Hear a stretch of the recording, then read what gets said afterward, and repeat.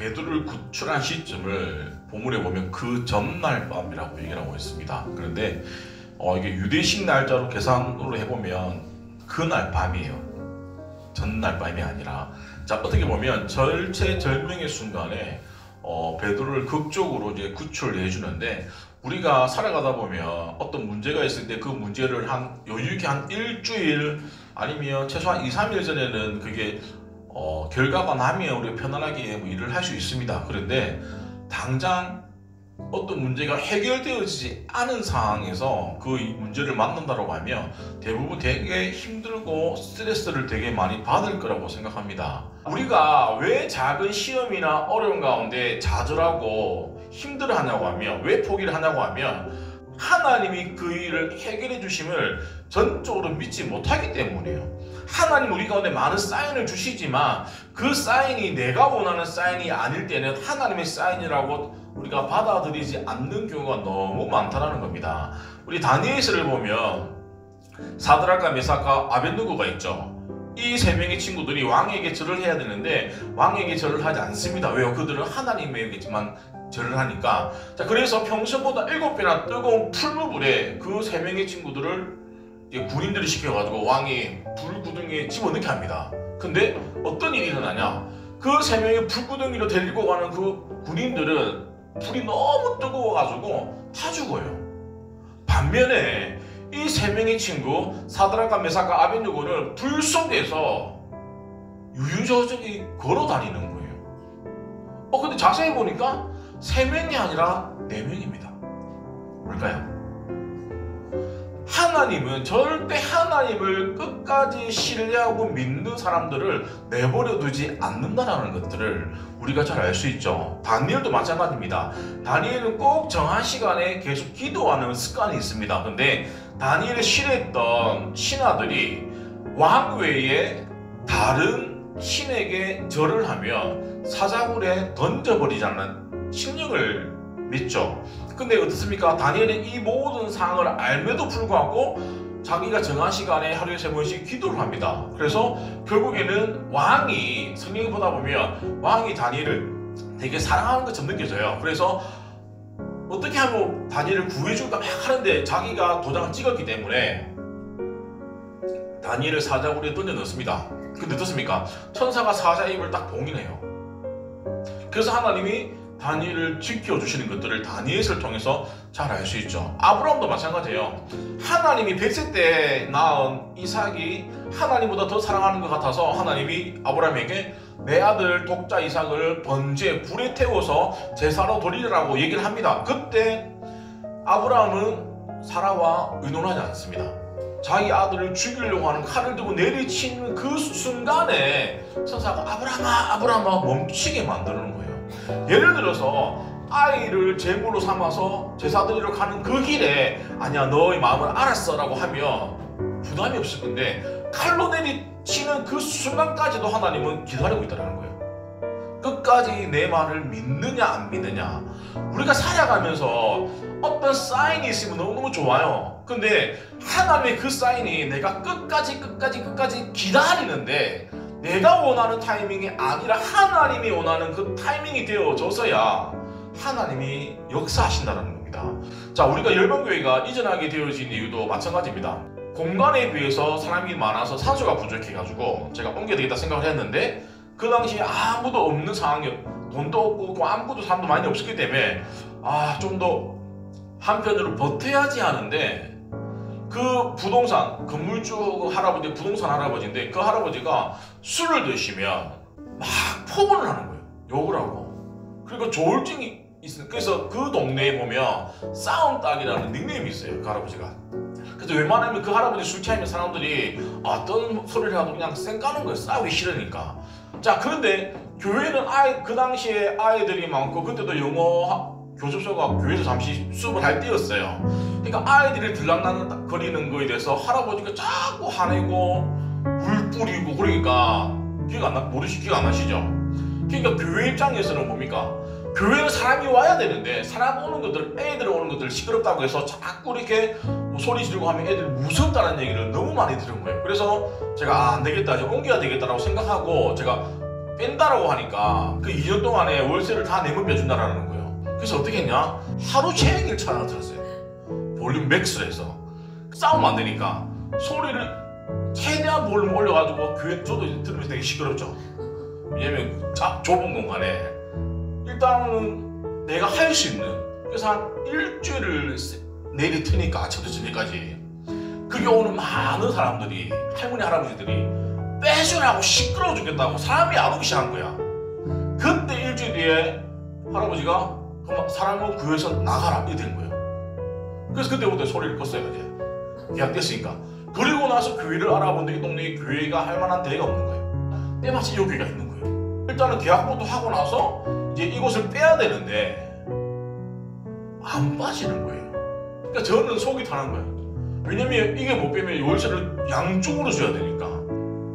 그때 저는 어떻게 된 거예요? 저만 기도하죠. 근데 하나님이 극적으로 월세를 딱 내기, 양쪽에 내기 이틀 전에 계약이 된 거예요. 그래서 은혜 가운데 극적으로 월세를 두 군데 지급하지 않고 이전하게 된 겁니다. 그런데 또 문제가 생긴 겁니다. 이게서 지금 원래 이게 사진 있는 스튜디오였는데 이 스튜디오 사장이 자기가 개인적인, 원래 계약은 한 달이 딱 정해져 있는데 자기가 한 달만 좀 더 쓰면 안 되겠냐고 얘기를 하는 거예요. 자기도 못 구해가지고. 그러니까 우리는 한 달이 비잖아요. 근데 12월 달에 나갔다고 내가 그렇게 소리 틀고 서로 보이지 않는 진주전이라고 합니까?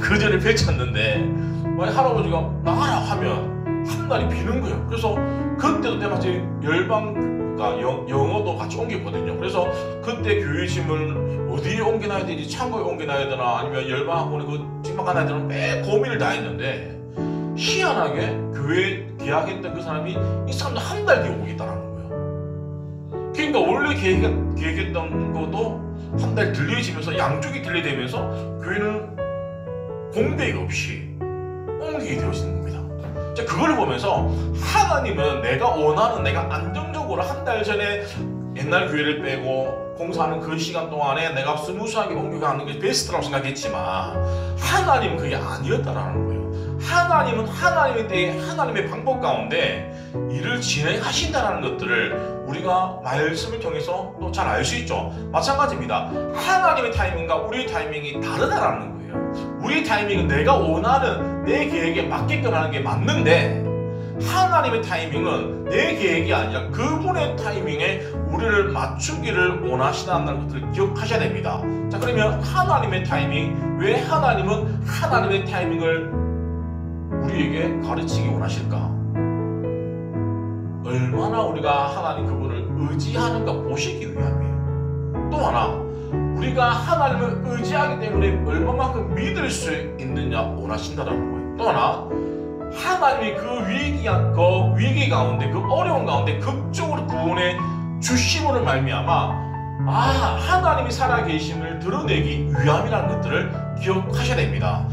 우리 인생 가운데 포기하고 싶고 절망하고 싶은 순간이 있다 할지라도 하나님은 하나님의 타이밍을 기다리신다는 거예요. 우리가 사람이 물놀이 하다가 물에 빠지면 어떻습니까? 바로 절대로 구하지 않습니다.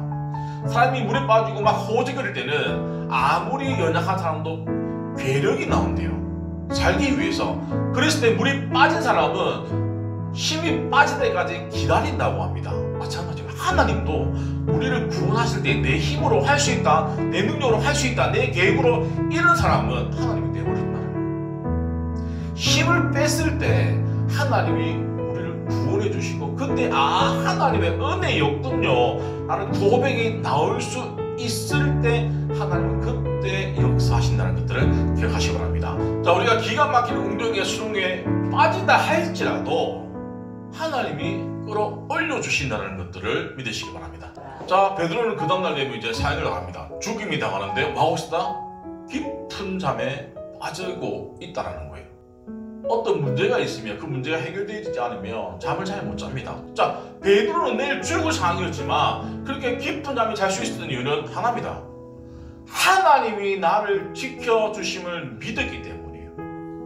우리가 믿기 때문에 평안하게 잠을 잘 수 있는 것처럼 우리 인생의 생사화복을 누가 주관하시냐? 하나님이 주관하시기 때문에 우리는 편안하게 내가 어려움이 당하면 당하는 대로, 슬픔을 당하면 당하는 대로, 그거랑 관계없이 늘 나와 함께 하시는 그분이 있기 때문에 평안히 잘 수 있다는 것들을 우리가 말씀을 통해 잘 알 수 있습니다. 자, 하나님은 우리에게 어떤 마음을 주시느냐? 디모데후서 1장 7절에 보면 하나님이 우리에게 주시는 것은 두려워하는 마음이 아니요 오직 능력과 사랑과 절제하는 마음이라는 거예요. 우리 마음 가운데 불편함이 있고 두려움이 있다고 하면 절대로 하나님이 주시는 마음이 아니라는 것들을 믿으시기 바랍니다.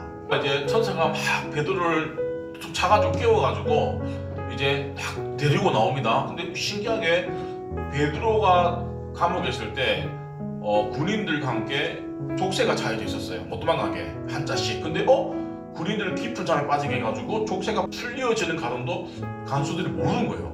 그리고 신기하게 감옥은 문이 다 닫혀 있잖아요. 근데 천사가 베드로를 데리고 가는 곳곳마다 문이 자동적으로 열리는 거예요. 자, 뭐냐고 하면 하나님은 우리가 아무리 위급 상황이고 어려운 상황이 있다 할지라도 우리가 그분을 믿기만 하면 우리가 생각하지 못했던 방법으로 하나님은 역사해 주시는데, 자, 그때 베드로가 정신을 차리고 마가라고 하는 요한의 어머니 마리아 집에 가게 됩니다.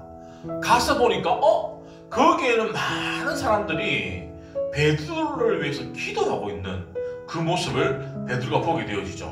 자, 결국에는 우리가 하는 기도는 절대로 땅에 떨어지지 않는다는 것들을 우리가 기억하셔야 됩니다. 자, 기도 위에 대표적인 기도가 있습니다.